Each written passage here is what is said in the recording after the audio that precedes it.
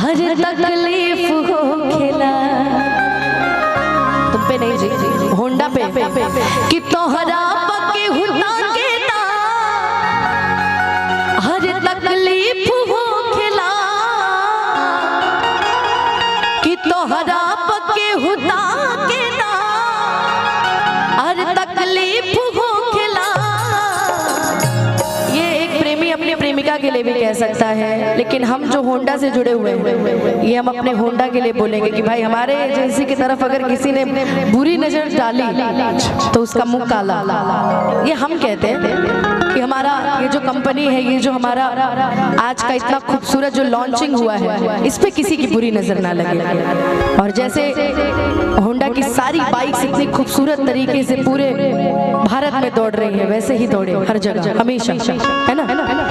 कि तोहरा पके हुदा के ना हर तकलीफ हो खिला झरखोस के गुजा के ता झरखोस के गुजा के ता तकलीफ हो खिला तोहरा पके हुदा के ता तकलीफ हो खिला तोहरा पके हुदा के ता तकलीफ हो खिला तोहरा पके हुदा के ता तकलीफ हो खिला तोहरा पके हुदा के ता तकलीफ हो खिला झरखोस के गुजा के ता झरखोस के गुजा के ता तकलीफ हो खिला तोहरा पके हुदा के ता तकलीफ हो खिला तोहरा पके हुदा के ता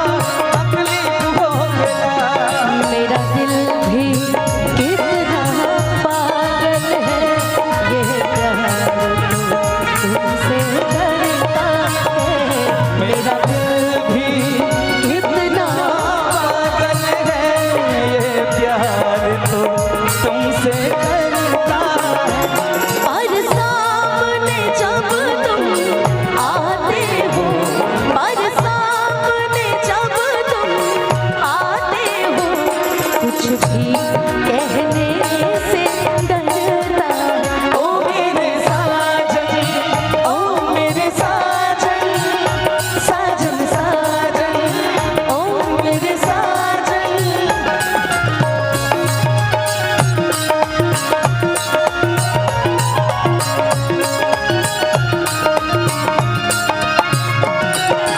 देखिए क्या है ना,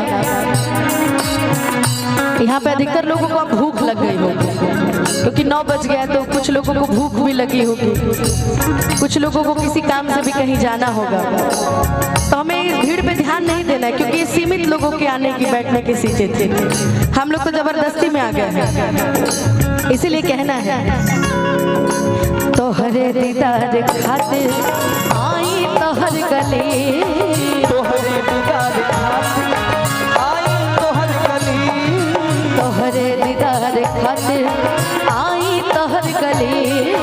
तोहरे दीदार खातिर आई तोहर गली। अच्छा, मैं एक विशेष आग्रह करना चाहूंगी लाइट वाले भैया से कि लाइट बिल्कुल सादा और सिंपल कर दीजिए, क्योंकि थोड़ा मेरे चैनल वाले सब भाई आए, वो लोगों को बड़ी दिक्कतें हो रही हैं। तो सवेरे सब हुए छाप दिए सब उठा के कि तोहरे दीदार खातिर कि तोहरे दीदार खातिर आई तोहर गली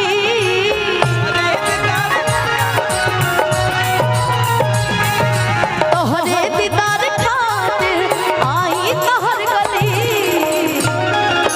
अतनो पके हुआ के ता